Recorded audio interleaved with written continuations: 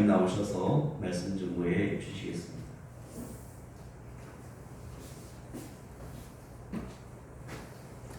예루살렘 성경에서는 정한 시간이 되면 사람들이 모여서 기도를 하게 되는데,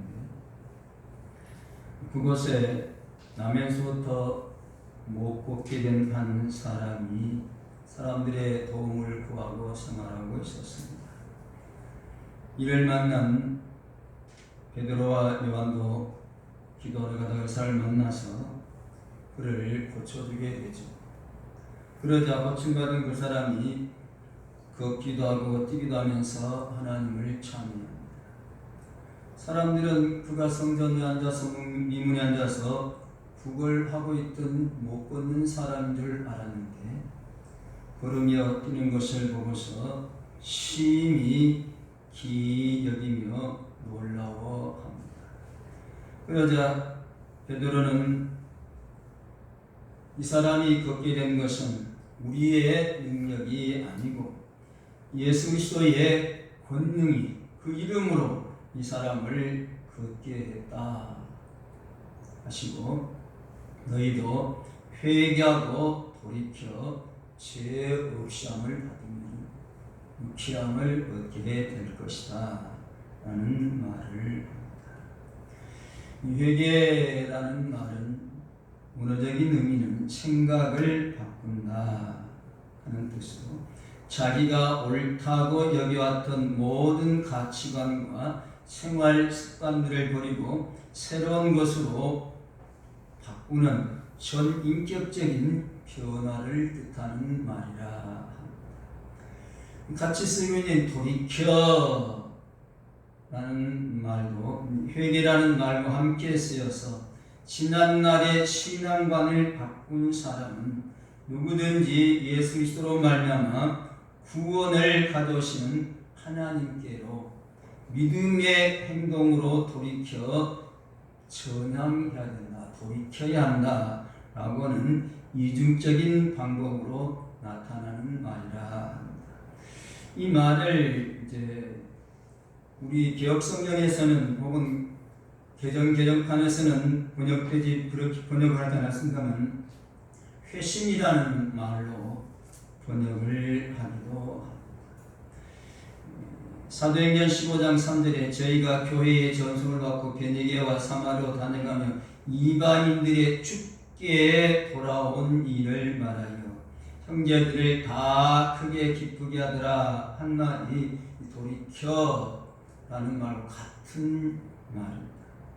이게 우리 성경에는 이제 그 돌아온 것이 어디로 돌아온 것을 좀 더 밝혀주기 위해서 앞에다가 죽게라는 말을 더 첨가해서 번역을 했습니다만, 원어적인 그대로는 이방인들의 돌아온 일. 그래서 이 의미를 좀 더 살피기 위해서 우리 한글도 개혁 성경이 한글로 번역되는 성경이 많이 있는데, 그 중에서 바른 성경과 킹제임스 흔적력이라고 하는 우리말 성경에서는 회심이라 번역을 했고, 영어 성경에서도 회심에 해당하는 컨버슨이라는 말로 번역을 하고 있습니다. 그래서 우리가 이제 신학적으로 회개라는 말과 회심이라는 말을 같이 쓰기도 하는데, 우리 성경에 개혁 성경으로는 말씀 써왔기 때문에 혹은 개정판에서는 회심이란 말로 번역되지 않고 이제 신학적인 서적들에서 이 컨버슨을 회심으로 번역하기 때문에 이 회심이란 말로 같이 쓰기도 합니다. 저는 이제 합동 측에서는 이제 박영용 박사님의 조직 신학을 근간으로 신앙생활을 해왔기 때문에 그분의 가르침을 따라서 회개란 말도 쓰지만 회심이란 말도 함께 씁니다.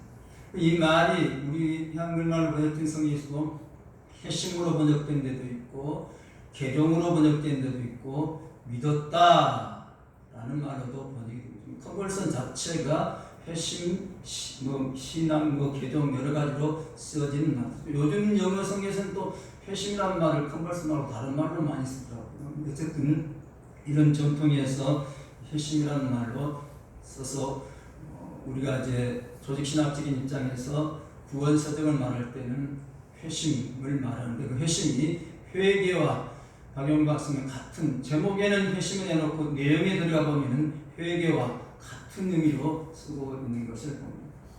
학자들마다 조금 다르죠. 후쿠마 같은 사람은 돌이킴이라는 말로 써서 그 우리말로 번역된 그 서적들을 보면 돌이킴 그랬고 또 어떤 책들은 개종으로 번역해서 그래서 돌이킴 따로 회개 따로 신앙 따로 이렇게 다루는 분들도 계시고 회심해놓고 가로 열고 회개 신앙 이렇게 묶어서 쓰시는 분들도 계시는데 박영효 박사는 회심하고서 그 다음에 신앙하고서 그 회심을 설명하면서 신앙과 같이 쓰면서 그러면서도 회심에는 회개와 신앙이 함께한다. 그러나 그 내용이 너무 중요하기 때문에 자신은 따로 취급한다. 이렇게 설명을 하기도 합니다. 어쨌든 베드로는 회개하고 돌이킴을 촉구하고 있는데 이는 그의 설교의 목적이 예수 그리스도를 통한 저들의 회심 혹은 회개, 신앙에 있다는 사실을 보여주고 있다는 것입니다. 그래서 회개하고 돌이키는 것은 그들의 의식적인 생활 가운데서 하나님께로 돌아오게 하시는 하나님의 재창조적 행위라 하기도 합니다. 그래서 이 용어들 때문에 학자들 간에서는 왜 회개가 중생보다 뒤에 있느냐 하고 따지는 분들도 계세요. 그래서 중생 앞에 두시는 분들도 계셔서 그런 문제인데 그런데 이 회심 자체를 회개와 신앙으로 함께 묶어서 본다는 입장에서는 중생 다음에 두는 것이 옳다라고 봐서 이렇게 또 취급을 하기도 한다는 것입니다. 이걸 따로 취급할 때는 혹시는 회개 먼저 그 다음에 중생 그렇게 하는 것이 옳을 것 같은데 회심 자체가 회개와 신앙으로 함께 묶어져 있다고 할 때는 중생이 앞서는 것이 더 맞지 않느냐라는 입장, 학자들 입장은 조금 다르기 때문에 그런 점도 이해를 하는 것이 필요하다는 것입니다. 그래서 사도행전 11장 18절 저희가 이 말을 듣고 잠잠하여 하나님께 영광을 돌려가는데 그러면 하나님께서 이방인이고 생명 없는 회개를 주셨도다 합니다. 디모데후서에 거역하는 자를 온양으로 징계할 때 혹 하나님이 저에게 회개함을 주사 진리를 알게 하실까 하며 거듭난 중생에 있어서는 하나님만 역사하시지만 회개에 있어서는 인간이 협동하도록 요청을 받는다. 그러나 그럴지라도 다만 하나님께서 주시는 능력으로 행하는 것뿐이다. 우리 스스로 회개할 수 없다는 것입니다. 하나님이 그렇게 역사해 주실 때에 회개하게 된다는 것입니다. 이사야 55장 7절 악인은 그 길을 불의한 자는 그 생각을 버리고 여호와께로 돌아오라. 그리하면 그가 긍휼히 여기시리라. 우리 하나님께로 나오라. 그가 널리 용서하시리라. 에레미야 18장 11절 그러므로 이제는 유다 사람과 예루살렘 거민들에게 말하 이르기를 여호와의 말씀이 보라 내가 너희에게 재앙을 내리며 계책을 베풀어 너희를 치료하노니 너희는 각기 악한 길에서 돌이키며 너의 길과 행위를 선하게 하라 하셨다라 라고 하십니다. 그렇기 때문에 돌이키고 회개하는 것 혹은 회심은 의식적인 변화로 성경에 많이 나타납니다. 나만의 경우가 그렇죠. 나만이 회개하기 전에 어떻습니까? 내 생각에는 저가 내게로 나와서서 그 하나님 여호와의 이름을 부르고 당처에 손을 흔들어 문둥병을 고칠까 노라 한다 하죠. 매우 교만한 모습을 봅니다. 하나님의 사자의 말씀에 반항하고 자기 생각이 옳다고 주장을 합니다. 그런데 선지자의 말대로 순종해서 병고침을 받고 나서 뭐라고 합니까? 참신이 이스라엘 외에는 없다. 아까까지는 반항했는데 고침받는 일을 통해서 하나님을 깨닫게 되고 의식적으로 돌아서는 모습을 보여주고 있다는 것입니다. 삭개오의 경우도 그렇습니다. 그가 예수님을 만나려고 하는데 키가 작았죠. 그래서 뽕나무에 올라갔다. 그래서 목사님들 나이가 좀 드셔서 기억이 가물가물한 것을 비유하면서 이 얘기를 예를 들어서 말할 때 목사님께서 니고데모가 뽕나무에 올라갔다 그러니까 교인들이 아닌데 하고 생각했는데 목사님이 잘못됐구나 생각하고서 말을 바꿔서 그때 삭개오가 나타나서 야 그 자리에 내가 올라갈 때는 왜 너 거기 올라가 있어 내려와 그랬다라고 바꿨다 합니다. 어쨌든 뽕나무에 올라갔다.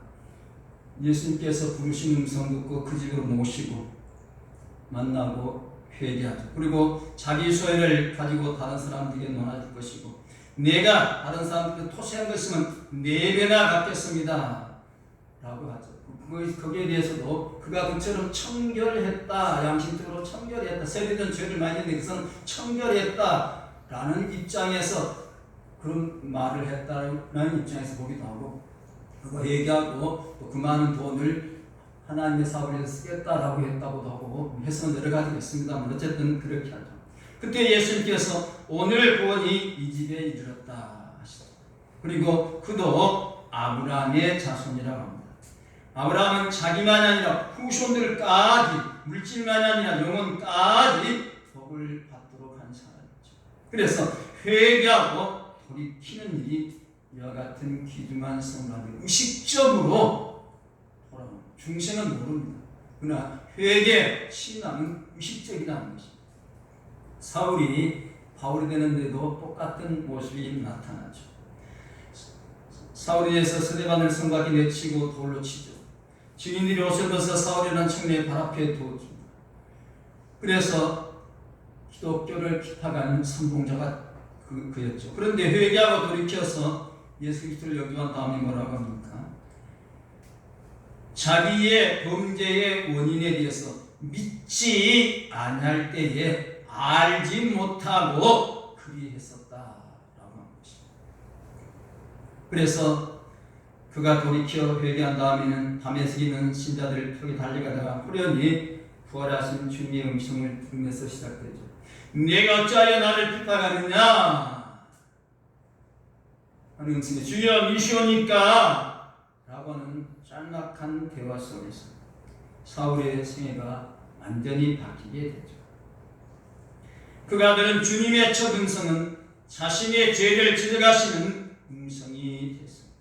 그래서 이 음성을 들은 그는 내가 무엇을 하리까? 라고 할 일을 묻기도 하고 그래서 목사님들 서적에 가보면 내가 무엇을 할까? 써놓은 분들도 간혹 계시기도 합니다. 바울은 아도니아의 도움으로 더욱 주님을 알게 되고 주님의 이끌림으로 쓰임받는 준비를 하게 됐습니다. 주님께서 그를 부르신 것은 자신의 개인적인 구원만이 아니라 인류의 구원을 위한 전도자로 선교사로 쓰시기 위해서 그를 부르셨다라고 말하기도 합니다. 어쨌든 이 회개하고 돌이키는 일은 의식 속에서 완전히 변화되는 모습을 보여주는 것이죠. 그래서 다른 말은 방향을 바꾸는 것과 같다. 골로새 3장 9절 10절에 옛사람과 행위를 벗어버리고 새사람을 입었으니 옛사람에서 새사람으로 바꿔진 것이죠. 에베소 4장 2절 하나님을 따라 의와 진리의 거룩함으로 지으심을 받은 새사람을 그런가 하면 이렇게 하는 일은 단회적이면서 반복적이라는 말을 하기도 합니다. 회개하는 일은 돌이키는 일은 불신앙에서 옮겨지는 변화를 뜻하기 때문에 단회적인 변화일 수밖에 없다는 것입니다. 데살로니가 1장 9절에서 저희가 우리에 대하여 스스로 구하기를 우리가 어떻게 너희 가운데 들어간 것과 너희가 어떻게 우상을 버리고 하나님께로 돌아와서 사시고 참되신 하나님을 섬기며 또 죽은 자들 가운데서 다시 살리신 그의 아들이 하늘로부터 강림하심을 기대된다고 말하니 이는 장래에 노하심에서 우리를 거두시는 예수시니라 하는 것입니다. 그러므로 회개하고 돌이키는 것은 거듭남에서 어떤 변화의 최초의 경험적인 변화로서 오직 한 번만 되어진 일이라 한다는 것입니다. 그래서 구원적인 회개는 한 번이라는 표현을 쓰기도 합니다. 그런데 신앙생활 하다 보면은 죄된 자리에 빠져가지고 신앙이 떨어져가지고 심지어는 입술로 하나님이 안 계신다고까지 교도하는 경우도 있을 수 있다는 것입니다. 이런 자리에서 또 잘못했습니다고 돌아오는 경우도 있다는 것입니다. 그래서 구원적인 회개는 단회적이지만 신앙생활하는 가운데서 삶 속에서 내 육신이 약해서 넘어지고 쓰러진 자리에서 다시 회개하고 돌아오는 경우이기 때문에 이를 신학적인 용어로서는 반복적인 회개라는 표현을 쓴다는 것입니다. 요한복음 13절 예수께서 이미 목욕한 자는 발밖에 씻을 필요가 없느니라 하신 말씀을, 목욕을 단회적인 회심에 비추어본다면 발을 씻는 것은 반복적인 회개와 같다라 설명을 하기도 합니다. 베드로도 예수님 모른다고 부인도 했죠. 그렇지만 다음소에 다시 회개합니다. 이런 모습들을 설명할 때에 이런 표현들을 쓴다는 것입니다. 그런가 하면 이 회개하고 돌이키는 율법적인 면에서 이루어지는 경우도 있고 복음적인 면에서 나타나는 경우도 있다는 것입니다. 그래서 사실은 회개와 신앙을 포함하는데 회개는 율법을 통해서 이루어지고 신앙은 복음을 통해서 이루어지기 때문에 율법적인 요소와 복음적인 요소를 통해서 이루어진다라는 설명들을 하게 된다는 것입니다. 그래서 어떤 사람은 양심의 가책과 공포와 형벌의 두려움에 대한 위협으로, 다시 말하면 율법적인 면이 동기가 되어서 회심에 이르게 된다는 것입니다. 전도자들 보면 불심지옥 하고 외칩니다. 그럼 그 지옥이 두려워서 어쩔하고 돌아오는 경우도 있을 수 있다는 것이죠.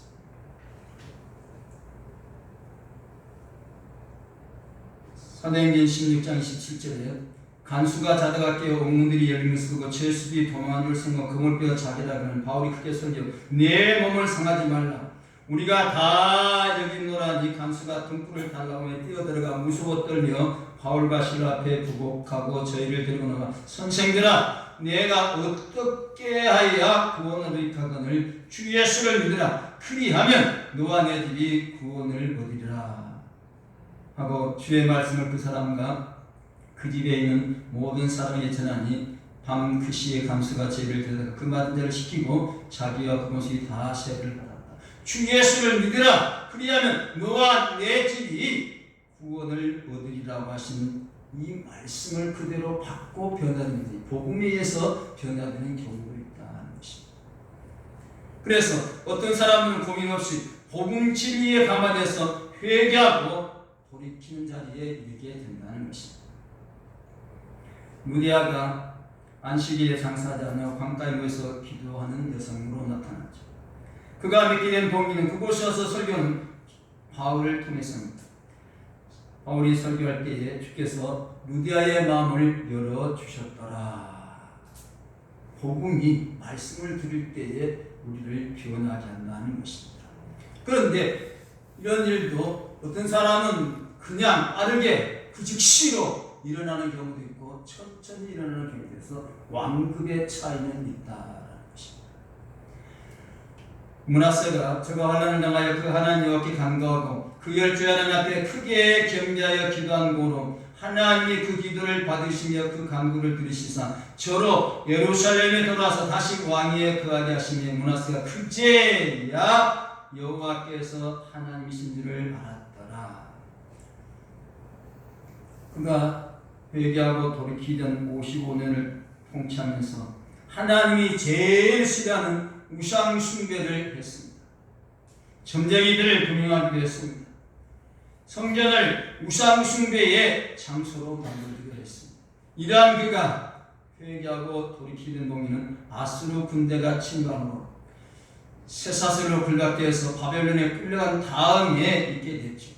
그래서 환난을 당해서 하나님 여호와께 간구하고 그 열주의 하나님 앞에 크게 경배하고 기도한 고로 하나님이 그 기도를 받으시며 그 간구를 빌사 저로 예루살렘에 들어와서 다시 왕위에 거하게 하시며 므낫세가 그제야 여호와께서 하나님이신 줄을 알았더라. 그래서 그제야 하신 말씀을 갑자기 그때서 비로소 라는 말로 받을 수가 있다는 것입니다. 사울의 경우도 주님 음성 듣고 그제사라고 할 수 있다는 것입니다. 그런데 점진적인 천천히 이루어지는 경우도 있다는 것입니다. 디모데후서 1장 5절에 이는 내 속에 거룩한 믿음을 생각하는 내 이 믿음은 먼저 내 외조모 로이스와 내 어머니 유니게 속에 있더니 내 속에도 있는 줄을 확신하노라. 그러므로 내가 나의 안성으로 내 속에 있는 하나님의 의사를 다시 분리듯하게 하게 하여 너로 생각하게 하노니. 믿음의 가정들은 어려서부터 믿음의 훈련을 받아오면서 내가 회개에 있는지 잘 알지 못하고 지나다가 어느 날 어느 때 깨닫게 되는 경우가 있을 수 있다는 것입니다. 그래서 이 갑자기는 사람들이 대체적으로 불신 생활하다가 어떤 계기에 영접하는 경우가 많고, 천천히라는 경우는 믿음의 가족들 가운데 믿음의 가족이긴 하지만 부모님의 신앙생활을 보고 잘하지만 얼른 받지 못하다가 그 씨앗이 어려서부터 교훈받은 것이 자라서 열매를 맺는 때가 있다는 것입니다. 그런데 이 모든 것들은 결과적으로는 하나님의 초자연적인 사역이라는 것입니다. 무슨 메시가 성경을 읽다가 회심하게 되죠. 구원받게 되죠. 그 때문에 하나님께서 역사하셔서 구원할 사람을 반드시 구원을 하신다 하는 것입니다. 고넬료가 군대의 백부장입니다. 하나님을 경외한 생각이었습니다. 그러나 하나님께 기도하는 생활이었고 부지했고 천사의 명령에 따라 순종했습니다. 베드로를 초청하라는 말에 순종해서 베드로에게 사람을 보내서 자기도 오도록 합니다. 베드로의 설교를 통해서 그리스도의 말씀을 자세히 듣게 됩니다. 그리고 자기만 들은 것이 아니고 가까운 일가 친척들을 다 불러 모아서 함께 말씀을 듣게 하는데, 베드로가 이 말할 때 성령이 말씀 듣는 모든 사람에게 내려오시니 하나님의 초자연적인 역사로 이루어진다는 것입니다.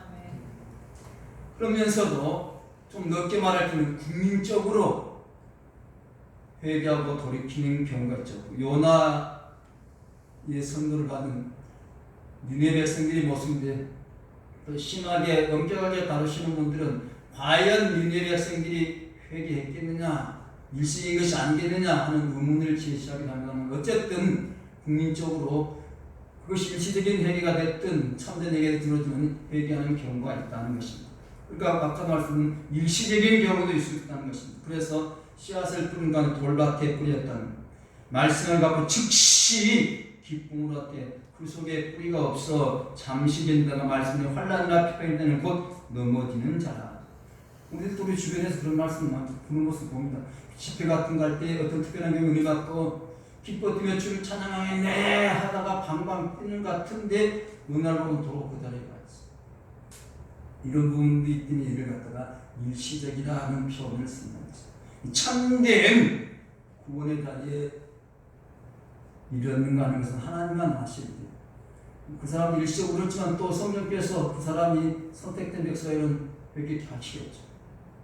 그런데 이와 같은 일에는 세 가지를 보아서 우리가 이 사람이 참 회개했구나 하는 말인데, 하나가 첫째가 지성적인 요소랍니다. 먼저 죄에 대한 인식에 변하는 것입니다. 지난날의 자신의 삶이 비행과 추행과 무력함 그런 모습이었다는 것을 생각하고 하나님께 대해서 생각을 다시 갖고 하나님께로 돌아오는, 지적으로 먼저 나가 죄인이구나 하는 것을 깨달아야 합니다. 그래서 나는 죄인으로서이다 라고 고백해야 된다는 것이죠.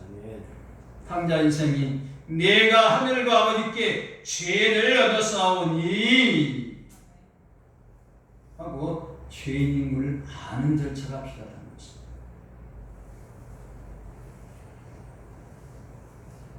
두 번째로는 감정적인 요소. 죄를 슬퍼하며 근심하는 감정입니다. 거룩하고 그러신 하나님을 향해서 내가 죄를 지었구나, 사람들에게도 이런 일을 했구나 하고 죄를 슬퍼하며 애통해한다는 것입니다. 그래서 천국은 마른 눈으로는 못 간다라는 말을 쓰기도 하고 애통하며 죄를 회개한다는 것이죠. 그런데 그 애통이 내 생각과 방법대로 해서는 안 된다는 거죠. 사람들은 애통이 하는데 하나님 앞에서 바른 자세가 아니라 내와 겹쳐는 어떤 것 때문에 공예 목사님께서 설교하시는데 앞에 있던 할머니 권사님 눈물을 주룩주룩 흘리더라고요. 목사님께서 저 권사님 내 설교에 은혜를 받으셨구나 했더니 그래서 뒤 만나가지고 권사님 눈물 많이 흘리시던데 왜 오셨습니까? 그랬더니 얼마 전에 죽은 우리 강아지 목사님 눈을 보니까 강아지 모습이 생각나서 생각나서 그런 것은 참된 회개의 눈물이 아니라는 것입니다. 인간적인 감정에 슬린다는 것입니다. 그러므로 회개의 눈물을 때 하나님의 뜻대로 하는 눈물을 흘려야 한다 하는 것입니다. 그래서 시편 50편 하나님의 거하신 데서는 상한 심령이다. 하나님이여 상하고 통회하는 마음을 주께서 멸시치 않으시는 말씀대로 하나님께서 주시는 상한 마음, 통회하는 마음으로 눈물을 흘리는 자세가 필요하다는 것입니다. 근데 우리나라 사람들 경우를 다도 똑같은 대한민국 사람이라면 회개한다고 할 때 회개하고 그렇게 여기까지는 잘한다는 것입니다. 내가 죄인입니다. 아버지 잘못했습니다. 눈물 콧물 흘리면서 회개까지는 하는데 다음 단계가 문제라는 것입니다. 그래서 부흥 강사님들 종종 그런 슬픔을 합니다. 집회 때마다 하나님 잘못했습니다 하고 땅을 치며 회개하고 다 내온 것 같은데 돌아갈 때는 도로 주섬주섬 담그고 가고 다음에 가서 또 내는다는 것입니다. 이건 엄격한 의미의 진정한 회개가 아니고 예수 그리스도의 속죄의 은총을 속량의 은총을 불신하는 죄가 됩니다. 진정 믿고 회개했다고 한다는 그 죄에 대해서는 잊어버려요.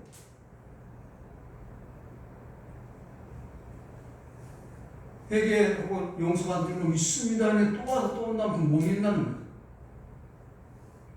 이런 계속 일어난다는 것입니다. 그래서 마지막은 의지적인 병입니다. 그래서 완전히 그 죄에서 떠나는 것입니다. 지워버리는 것입니다.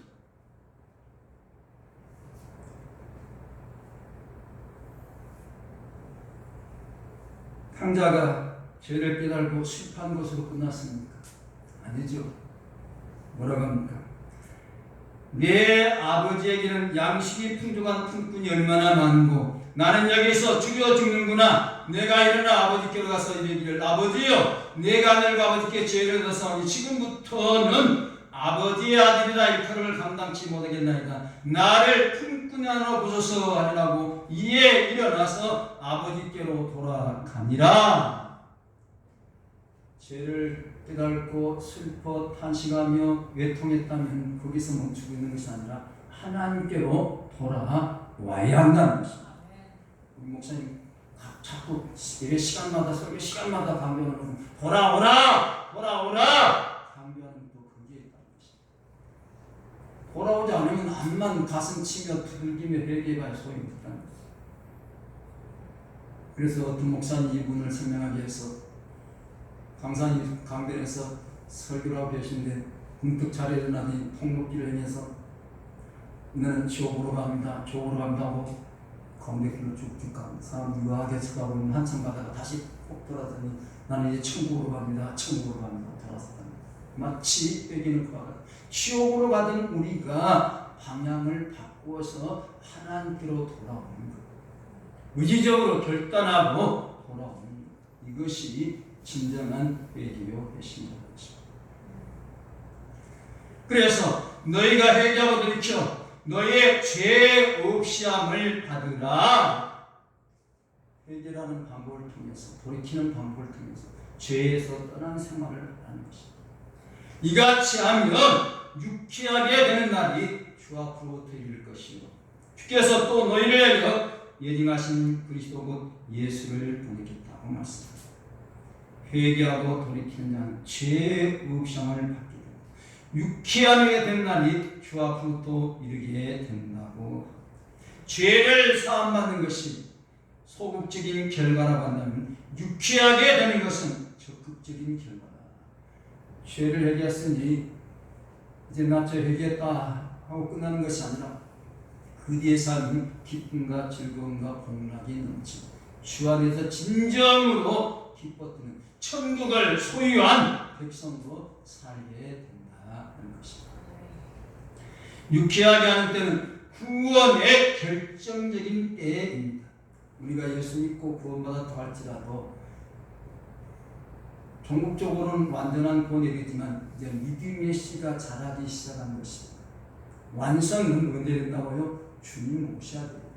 우리는 지금은 그걸 믿고 기다리며 신앙생활하는 것이고 완성의 때는 다시 오세요. 그렇기 때문에 조직신앙을 가르치는 분들 가운데 여러 가지 주장들을 많이 하는데 제일 중요한 것이 무엇이냐? 종말론이라는 게 주님 오셔야만 모든 것이 끝나기 때문에 우리 그렇게 지금은 그렇게 믿고 사는 분이라는 것이죠. 어쨌든 우리가 회개하고 돌이킬 때에 하나님께서는 우리의 죄를 없애버리실 뿐 아니라 영적인 회복과 함께 유쾌하게 하도록 하신다는 것입니다.